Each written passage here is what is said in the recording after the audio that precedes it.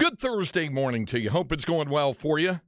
And welcome to a new daily edition here of Light the Tower on the Horn, 104.9, 101.9, AM 1260. We're live, local, and digital on the Horn app and at hornfm.com. My name is Craig Way. Glad to have you with us. Jeff Howell out on vacation, as we know, throughout the course of this week, dealing with Disney World. Haven't heard anything further other than he survived the It's a Small World ride with wife Tamara and daughter Charlotte. So that's good, and hopefully he's been able to make it through and is still making it through his time at Disney World unscathed. That's good. He'll be back next week. I'll be out after that for the next couple of weeks after this week, the annual sabbatical, as I call it. But plenty to discuss today and tomorrow. And as has quite often the case we've been really fortunate when we get to this vacation time of year. It's almost kind of like we win the lottery on availability of a person or two. First of all, my producer, Cameron Parker, is here as he customarily is. How you doing this morning, Cam? Craig, it's as some Spurs fans are celebrating, Wemby Day. It's Wemby Day, isn't it? It's NBA draft tonight.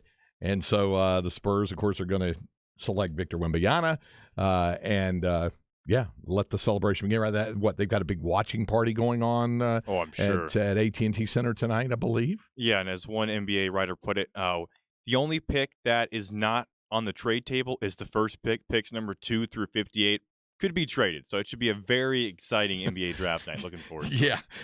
Nobody's trading for number 1. That's going to happen. But as I mentioned, we sometimes we draw the long straw, not the short straw, when we can have availability. And we've been fortunate with that every year to call upon the expertise, the wit, the wisdom of our good friend, our baseball insider, who has more than 40 years of skins in the game. And best of all, he's a native Texan and a native Central Texan. He's our good friend Gene Watson, who graciously, because he was in town, agreed to pop in this morning. It's good to see you. How are you? Good morning, guys. How are you? I thought about you last night because the way that your schedule was structured originally, and for folks who say what is the schedule in your duties of scouting and director of pro scouting for the Kansas City Royals, you travel the country quite a bit. For folks who don't know it, you put my travel schedule to shame with That's what not you true. with what you do. You are a very, very busy dude.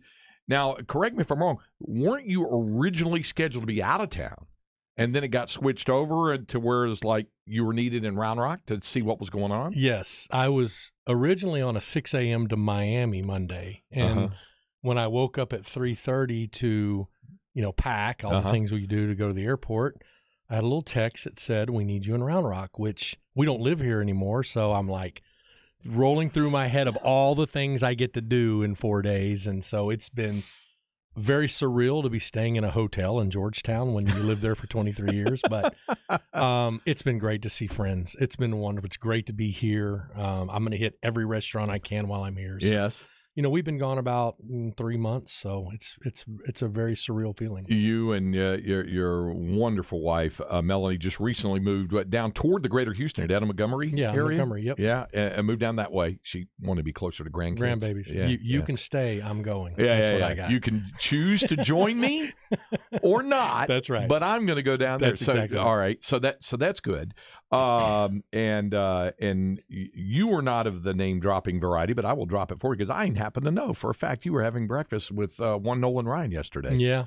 That's one of the big things I miss is sitting with him at the Monument and talking baseball. And his grandson Jackson was our intern for the last 3 years, now back with the Round Rock Express, and Jackson was there. And we love giving him a hard time on who's going to pay the bill because Jackson never reaches for his wallet. But it's like my son, who, by the way, Jackson and him were born, I think, 3 weeks apart. That's right. Yeah. So yeah, well, that's good to know. It's just great to talk baseball and get that perspective, and to talk about the young pitchers and what I see in the young pitchers, what he sees, and talk about each team. And it's it's a brilliant baseball mind, obviously, and it's such an honor for me to be able to do things like that. We're going to talk a lot of baseball, but we're going to talk a lot of other some other things as well, because as you mentioned, as we mentioned, Gene is a well-traveled person, so he's got takes on a variety of things, and we'll get to that. But I want to go back just for a moment while I have it fresh in my mind to Nolan Ryan, because in addition to this massive Hall of Fame career he compiled as a pitcher, and I'll never forget being at Old Arlington Stadium the night of May 1st, 1991. We were celebrating my birthday, my friend Alex's 30th birthday, and we're there the night of the 7 no-hitter. And we're just sitting out with friends out in those bleachers out there broiling in left field.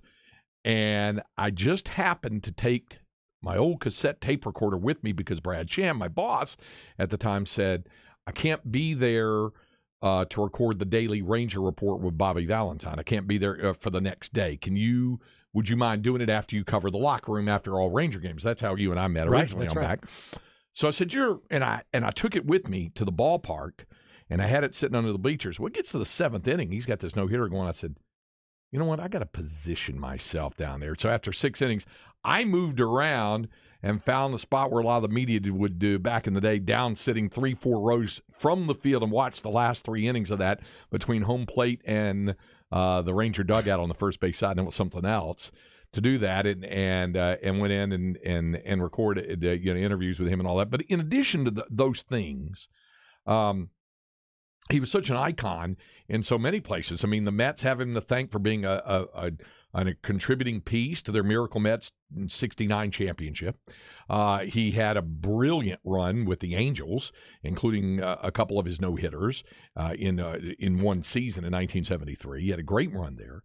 Then he goes to the Astros and has a great run with there as they win the division in '80 and '86, and pitches his 5th no-hitter in '81. Then he goes back to Arlington. He pitches 2 more no-hitters and becomes, at the time, and is the all-time career strikeout leader at over 5,700, and he's got that. Then he goes into baseball ownership with Ryan Sanders and the Round Rock Express and the Corpus Christi Hooks and all that was going on.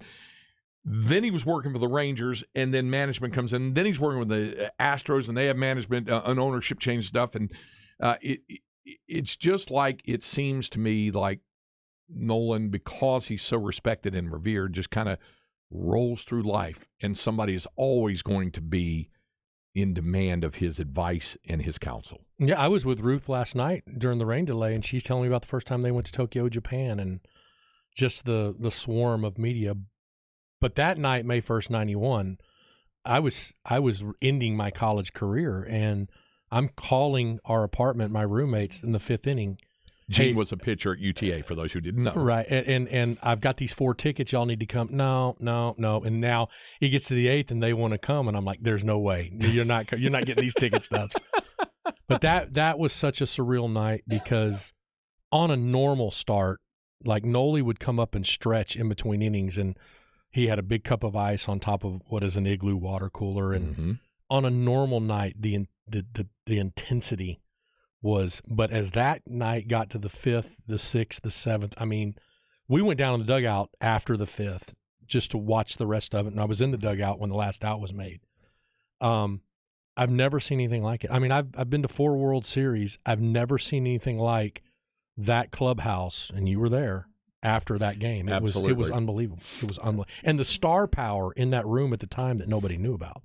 Yes. All the stars that were in that room, it was crazy. Yeah. It was amazing. It was quite the night on that. And you had talked about what it meant to be around him and around that thing, but just even at the time back then, with the Rangers trying to establish more of a foothold with Bobby Valentine and Tom Grieve as the general manager, and before what was then the ballpark in Arlington, now we know it as Choctaw Stadium was built, and of course now there's Globe Life Field and all that, with what they were doing, and the way that he could legitimize franchises was the way we did it with the Mets, did it with the Angels, we did it with the Astros, the way he could put his stamp on it in his own subtle way. And here's the thing, I know this will probably come fresh to your mind. I covered 6 straight Ranger spring trainings in Port Charlotte from 1988 through 93.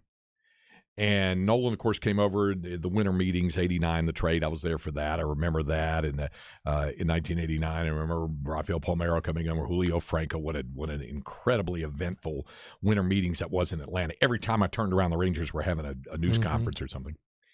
And I remember once Nolan got with the Rangers, and he had his routine, kind of like what you said. He'd go through his routine. And he would do his stretching, do his bike, do that sort of stuff, come out. And if he get his work in, but what he would do is he would get his work in. Then after it's over, he would sit. He put one little folding chair down under the shade of one tiny little sapling tree for 1 hour and sign autographs every day. And the line was just, and he would do it. And he would take the time. He'd sit down there in the heat and get everybody taken care of. Then he would go in and get on his bike and do his routine. He was probably the most creature of habit athlete I've ever come across. Well, when you say sign autographs, the practical joker in Nolan Ryan comes up because he played a big-time joke on me one time. Did he really? And it is a really long story. I don't think we'll be able to, but he had a practical joke side to him when he wasn't pitching. Really? And it was, oh, yeah, he's a big practical joker. But what a special time. I mean, G.W. Bush was our owner, and I slept in the food room. I lived in the stadium my first year, and Secret Service would come in because his dad was the president and wake me up, and G.W. would be jogging and working out. And you had Bobby Valentine, arguably one of the brightest minds in our game's history, managing the team. And then you go around the room, Julio Franco, Juan Gonzalez, Ruben Sierra, Jose Canseco, Pudge Rodriguez, Rafael Palmeiro, Nolan Ryan, Goose Gossage. It was a rock and roll show every day. And looking back, I don't know how they never won. Yeah. It's unbelievable to me they never won. Yeah. Yeah, it's amazing to consider that. So we're talking some baseball, but some other things also with Gene Watson. Hey, just to remind you that we are giving away a copy on the show. I mentioned this yesterday. We started doing it yesterday when Greg Tepper, the managing editor of Dave Campbell's Texas Football Magazine, was on with us. So Tep was on with us yesterday, and we started our giveaway, our annual giveaway. We give away one copy of the brand new 2023 Dave Campbell's Texas Football Magazine. We give away one copy of that on this show sometime between 10 a.m. and noon when we're on the air every day. And then starting Monday, I did tell you yesterday, details were coming on this. Starting Monday will be your opportunity to win a copy online. So if you don't win a copy on the show at any time all the way up to August 25th, we're giving them away one copy a day on the show all the way up to August 25th. And if you don't win a copy on the air, you can certainly win a copy online at hornfm.com. So we'll be giving those away. Coming up, we'll give away another copy of that. Our Specs text line is open as it always is at 512-337-3776, 512-337-3776. Somebody, our friend Stoner on the Specs text line, says, Gino, that Nolan also never stopped adding to his game. The circle change itself kept him at the top of the pitcher hierarchy a few extra years. And then to what our point was, he said the Rangers in that time, no wild card, no expanded playoffs really hurt because you only had the winner of the East and the winner of the West until the strike happened in 94. And then after that, they came back with the 3-division concept, which was one of the things I think that really helped the game coming out of the work stoppage of 94. Imagine having Kevin Brown, Bobby Witt, and Nolan Ryan in a 5-game series. Whew. What it could have been. Just in the playoffs. Yeah. Just in what it could have been. Yeah. And Goose Gossage and Tom Hinkie closing out games, which Hinkie closed out back-to-back World Series. So, yes, he did.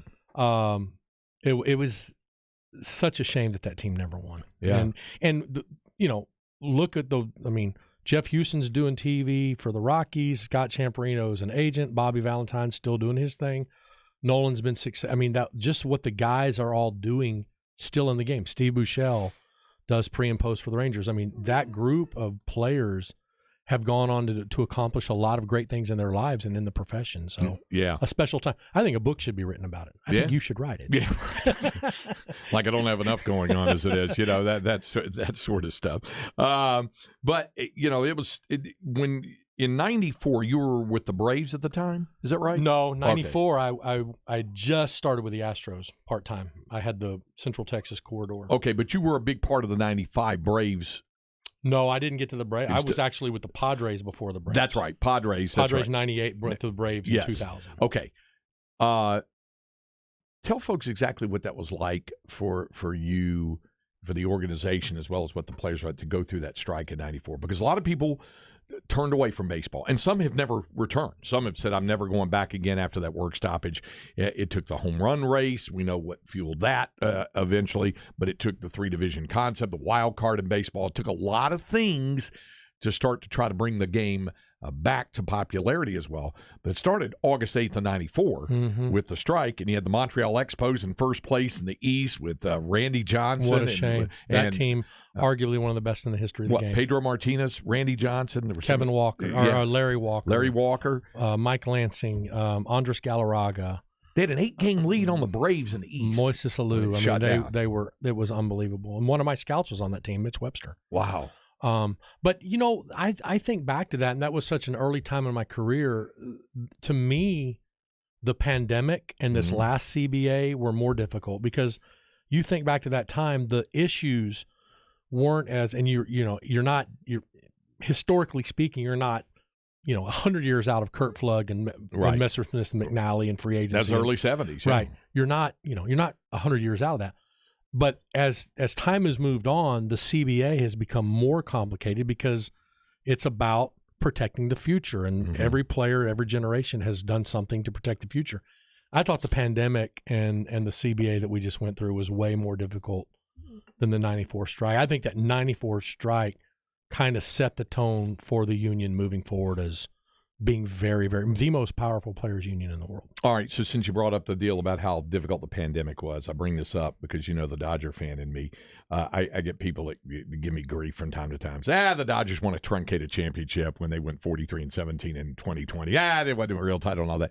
I heard a lot of learned baseball people say that them winning that World Series in 2020 was every bit as difficult, if not more difficult, than other teams because of what everybody was going through with the pandemic. And for them to hold it together and win 43 of 60 games and then go all the way through and win the World Series, where did you evaluate them? If there's a season, I don't care if it's 10 games, 50, 162, and you're holding the trophy up at the end, you earned it. You earned it. Yeah. And what really is hard about that time is I know what I was going through with my family and my 14 scouts and their families, and we weren't even playing games. Just that day-to-day stress of managing and the mental health side, and guys are away from their families and they can't go to a restaurant, and it was amazing. And to be able to what those players did, it doesn't matter. This was the season, and they won the championship, and it should not be minimized in any form or fashion. We're going to talk more about the current state of things. I'm going to ask you about some players, and we'll do that. But we've got some other things that we'll get to as well. So Gene Watson is with us during this portion of the program. Somebody pointing out that if not for the strike, now this is their opinion of it. It's our good friend John in the Bay. If not for the strike, Matt Williams makes a serious run at Roger Maris's home run record in 1994. What do you think about that? Yeah, that's true. That's true. Matt Williams is one of the more underrated players in our game's history. I mean, that guy could really hit. When we were talking about Nolan Ryan, somebody said I was at the game when Robin Ventura charged the mound. I was 13 years old. It was a very special, surreal moment for me. Correct me if I'm not remembering this accurately, but Nolan continued pitching after Did not get fracas, ejected. right? Did not get ejected. He put the knuckle sandwich on Ventura. Robin, by the way, and you know Robin Ventura well, and he's actually handled it with a lot of aplomb and humor over the years and that sort of stuff. And now he's a full-time assistant at Oklahoma State. So they had hit Dean Palmer late in the year. I don't know if you've heard this story. They had hit Dean Palmer late in the year the prior season. And it ended Dean's season. So it was carryover. It was carryover. And everybody knew it was coming. And the myth is that the White Sox had a team meeting and said, if you get drilled, charge, you got to come out or you get fined. And if you watch Noli, now this is all conspiracy theory. Yeah, right. The word on the streets is that he knew, and that if you watch Robin when he steps back, Noli kind of goes to him and says, "Get out here," bring it. But that was chaos, and we had a few dust ups. We had the one with the White Sox prior to that, where Bo had one of our coaches in a headlock, and then we had one in Seattle where Dan Wilson, and I forget who the player was, had a dust up, and Noli was actually up in the clubhouse working out and came out late, and everybody's like, I think one of the umpires said, "What are you doing out here?" He goes, "I'm just looking for wallets," something like that. So, I mean, serious practical joker.